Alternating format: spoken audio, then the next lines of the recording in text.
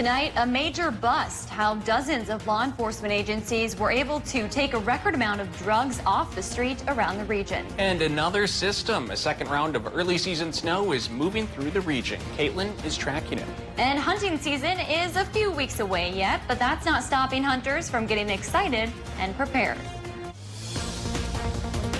From CBS3 Duluth, this is the CBS3 News at 6. Welcome to the CBS3 News as we take a look toward Duluth on this snowy and kind of foggy Thursday. Our meteorologist Caitlin Moffett has been tracking the system and we'll have the details coming up in just a few minutes. Good evening, I'm Kristen Baki. And I'm Anthony Matt. Thanks for joining us. $1 million worth of drugs off the streets tonight and 35 people behind bars. After a year's worth of work, Duluth police, with help from law enforcement across the state, have accomplished their biggest drug bust yet. CBS 3's Leanne Valdez shares what it took to get here. Stopping the spread of illegal drugs and drug trafficking into this community is incredibly important. It was a bittersweet Thursday morning for the Duluth Police Department as they announced their biggest drug bust to date. You feel that we've been successful as a law enforcement agency, but the fact that we have to do something like that, that's hard for the community. Thanks to the DPD and assisting agencies, more than $1 million worth of drugs is now off the streets of Duluth, surrounding cities and states. 1.16 pounds of heroin fentanyl, 1,200 grams of methamphetamine, and we had 2 firearms with ammunition that were seized. Operation West Side Mows began last December. Authorities got a tip that a man from Rochester, Minnesota, Ricky Osborne, was leading a group called Black Peastone Nation Gang, which distributed substances throughout greater Minnesota, Wisconsin, and Iowa. It was a domino effect of arrests after that.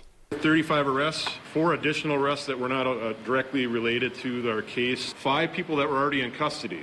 Lieutenant Kazel says this will lower opioids circulating in the community and hopefully allow the DPD to get addicts help. We have lots of programs that we've set up. Lieutenant Kazel hopes that this will cause a ripple effect. If we can reduce the demand, we won't be a target for people to come here to sell. Right now, we are a target. Duluth police are still looking for 10 more people involved in the case. We asked Duluth police if this drug trafficking organization had any connections to the uptick in shootings Duluth has seen this year. Lieutenant Kazel says the people arrested are not suspects in any of the recent shootings, but they may have known the parties involved. A Minnesota judge has dismissed a third-degree murder count filed against the former Minneapolis police officer who knelt on the neck of George Floyd. However, the more serious second-degree murder charge against Derek Chauvin remains. He now faces 2 counts of second-degree murder and manslaughter. The judge also denied defense requests to dismiss the aiding and abetting counts against 3 other former officers involved. After that news today, Governor Tim Walz activated 100 Minnesota National Guard members to help law enforcement in the Twin Cities. The governor says this is a precautionary step to ensure Minnesotan safety. The Minnesota State Patrol also has state troopers ready to help.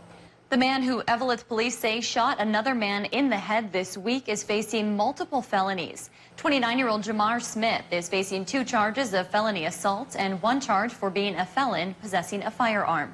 The shooting happened shortly after 10 Monday morning. Court documents show Smith got into an argument with a man and a woman while they were parked outside a restaurant. Authorities say that's when Smith shot the man. He then drove off. Police eventually found him and arrested him after a chase. Authorities have not said what led up to the shooting, but police say Smith was apparently dating the woman who was in the vehicle with the victim. Smith will be back in court next month. The victim was taken to a hospital. No word on his condition. We're going to get a look at the weather in just a minute here, but first let's go live with Emma Quinn from Live I-3 up in Hermantown with a quick update on the road. Emma, we saw you at 5 and there wasn't too much snow on the road. How are things looking now? Keep going straight. Yeah, Tony, so as of right now, we're here on Hermantown Road, and as of right now, I'm going to turn this around. We're at an intersection right now, and things are picking up. The snow is sticking to the road, and it's starting to look very different up here in Hermantown than it was in Duluth. The intersections are starting to build up with snow, those puddles, that slush you can see off to the side. And again, visibility as of right now is pretty good. Nothing's really, nothing's slippery or anything like that. But again, you want to take it slow out here. And again, take it slow, and these intersections are looking pretty good as of right now. Obviously, things are looking pretty different down in Duluth. And I'll send it back to you guys. Yeah, Emma Quinn live for us tonight. Certainly looks a little bit slushier up there than it did at 5 o'clock. We'll keep an eye on roads for the rest of the night. Thanks, Emma. And now let's go to Caitlin. Caitlin, up there you can see that fresh snow coming down, but if you're down here closer to the lake, it looks like just a normal rainy fall day. Yeah. Yes. Temperatures, of course, play a huge factor in that, and the elevation. Just a couple mile difference. We've seen that all the time here in the Northland, and so we're kind of getting that prime example here in the Twin Ports today with rain down in the Canal Park area, and then up on the hill, much, much different. Now, the National Weather Service did just do a measurement at around 5:30, and they did measure about 2 inches of snow, and that's up on the hill. So we've got this moderate band right here that is moving through the region currently. That's really what's going to be picking up that you kind of just saw on the live I-3 there. That's just going to start sticking to the roads a little bit more there up on the hill, obviously. So the higher up in elevation you go, do expect slushy roadways. We're still in that winter weather advisory until 1 a.m. Friday morning, 1 a.m. for the winter storm warning. I mentioned Duluth was now downgraded back to an advisory just because criteria really isn't matching up to that winter storm warning. Here's a look at Proctor. You can see the grassy surfaces are white covered, of course, from that snow, but the roads still looking wet and actually really decent in terms of just Proctor I-35 here in the Duluth area. This is a look at Hinckley's roads. They also look pretty good. Just a little bit of slush on the roadways, as you can see those tire marks from cars kind of passing through there as well. Just take it slow out there on the roads this evening. We've got a few snow-covered spots up in the Iron Range as well as over in Highway 2, but the rest of the region's looking at partially covered, and that partially covered is a slushy, more kind of snow-covered mix. That's what we're seeing on the Doppler and satellite. It's going to continue for much of the evening. It will taper off by the 10 o'clock hour, so I'll have those details coming up later on in the show.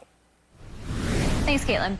Well, this is the third round of snow already in October, if you can believe that, and it's pretty abnormal. So many are wondering, is this the snowiest October on record? CBS3 meteorologist Alex Livy is outside Duluth International Airport to update us on how close we are to breaking that record. Alex, how's it going? Kristen, I'm living my best life out here. The snow's coming down a little bit harder, and since 5 o'clock, we really had just some slush on the parking lot, but it's a lot more snow covered now.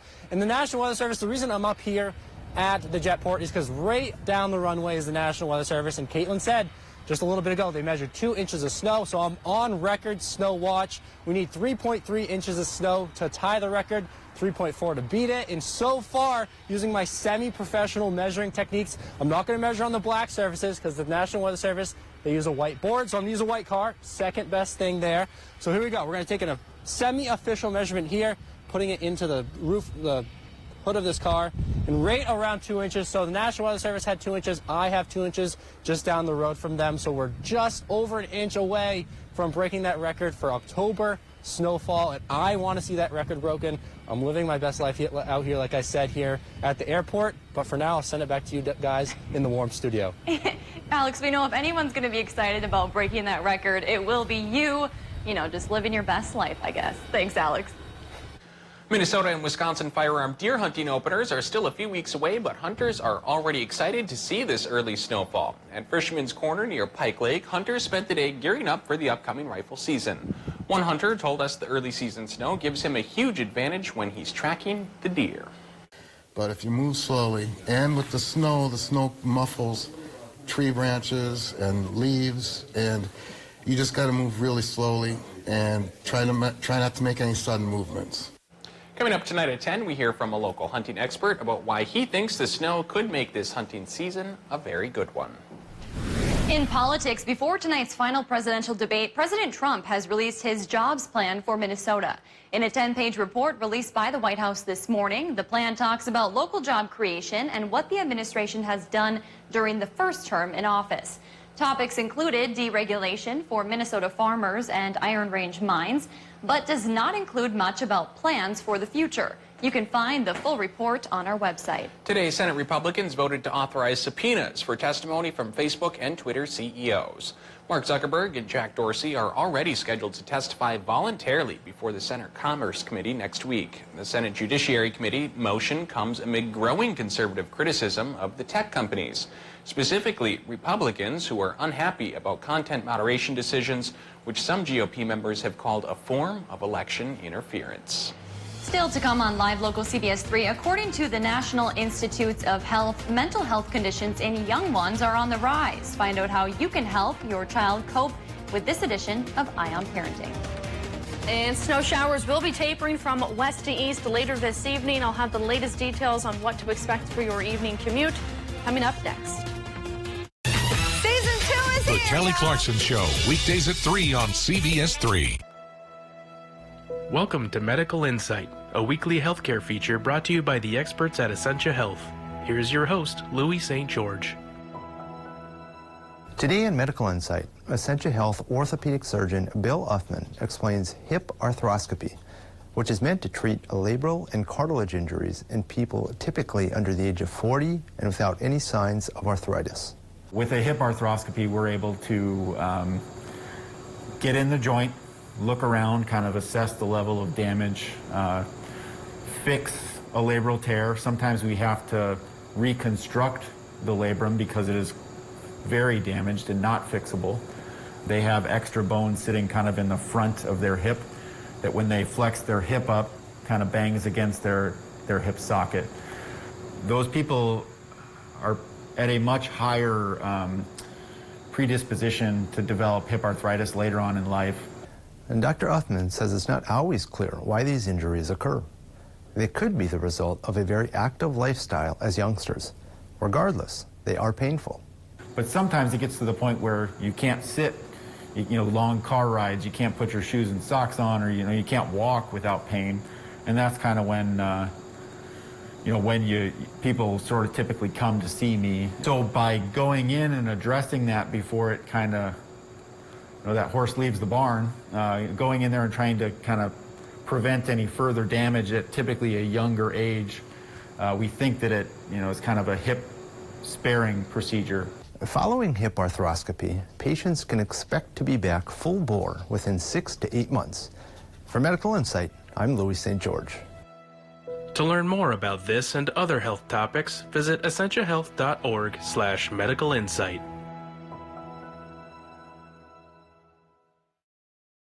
Hello, I'm Steve Little with Bath Planet. For the month of October, we are offering free installation for bathtubs, showers, safety tubs, and surrounds. Get your dream bathroom with free installation. As always, you can still get one of our great financing options for low monthly payments, or 0 down, 0 interest, and 0 payments until 2022. This offer ends October 31st, so call us today or go online to book your appointment to take advantage of this amazing offer.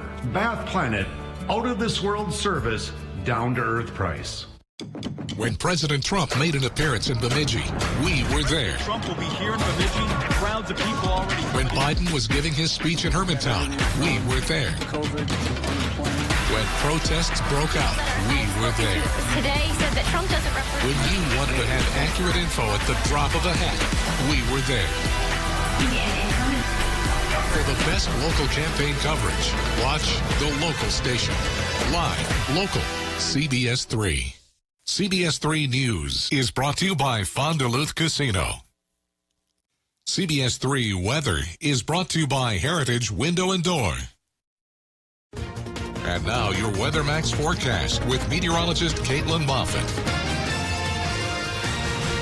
Taking a look at these watches and warnings, things have changed significantly since yesterday when we were originally forecasting this snowy forecast for today. Kind of turned into a rain event for the Canal Park area, but further up the hill, you've seen earlier in the show, those roads are becoming a little bit more slicker as we've got a little bit more slush on the roadways. Winter weather advisory going until 1 a.m. for most of the region. That's in the purple counties you see there shaded. Of course, the Duluth area was in the warning, but it has been downgraded this afternoon back to an advisory. The warning still stands, though, for areas over in the Brainerd and Aiken area, as they are still seeing 6+ inches in some spots as this moderate snowfall kind of falls. Now, when we got started this morning on the Doppler and satellite, things were kind of creating a lot of different components for us here in the Canal Park area. And the biggest thing for that is those thunderstorms that have been developing all morning and afternoon in the Green Bay, central Wisconsin region. All of those storms you see there ultimately took away the moisture content that we needed in the Canal Park, Duluth area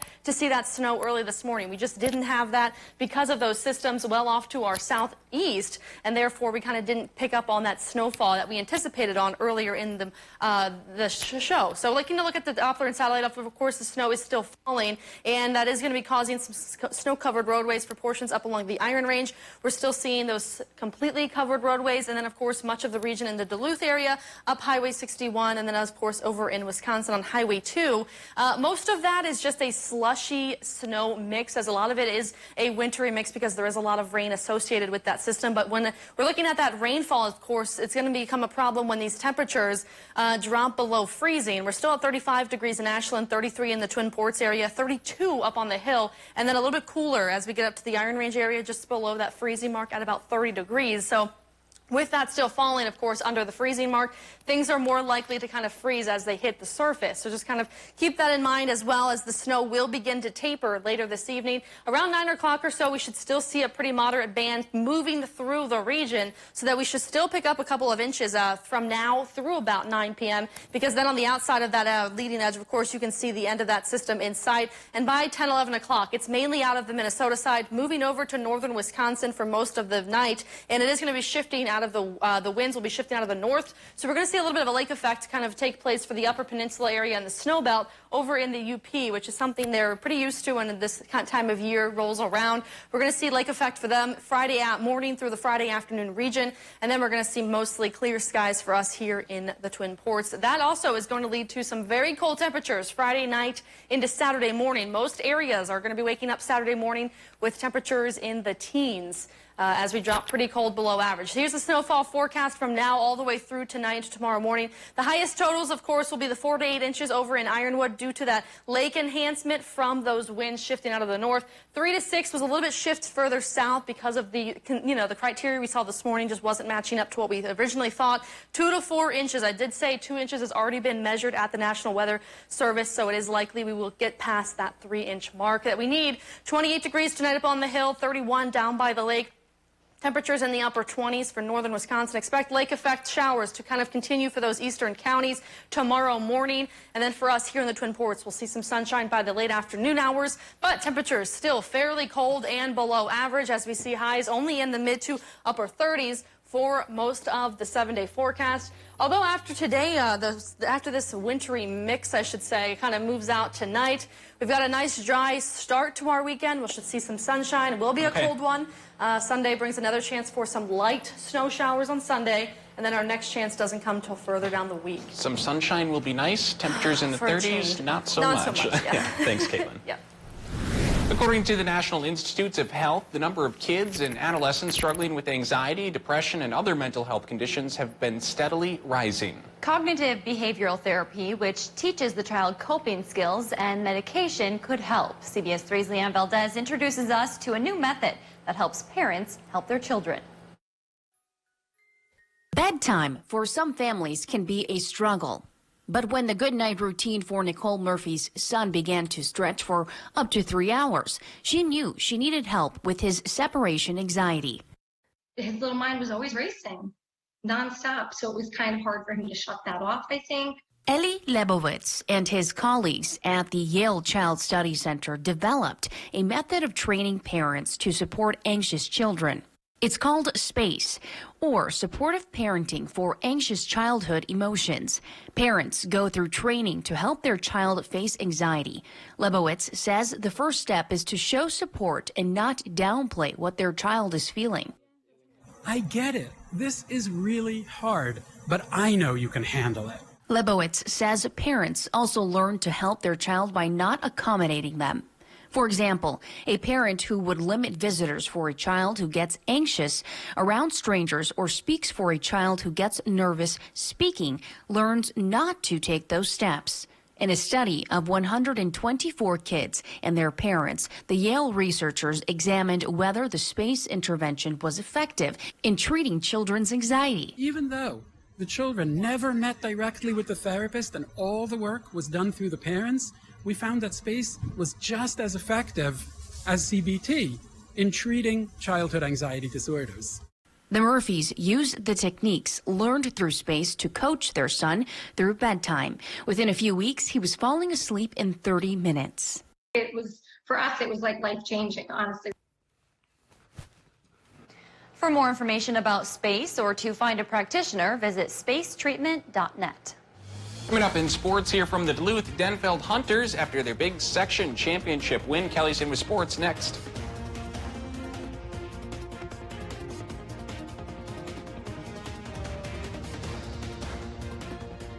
Take your new Polaris from Duluth Lawn and Sport, the region's largest power sports dealer.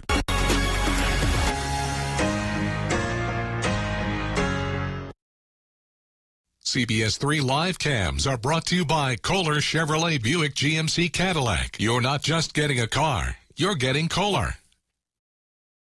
Bender's Shoes store-wide sale is going on now. It isn't always easy living in the Northland. Up here, we have to count on our neighbors and let them know they can always count on us. I have the honor of serving our community in the State Assembly. Down there, I'm fighting to make healthcare more affordable and broadband more accessible. My opponent has other ideas. He wants to help companies like Foxconn give tax cuts and bailouts to billionaires, leaving us behind. I'm Beth Myers, and you can always count on me.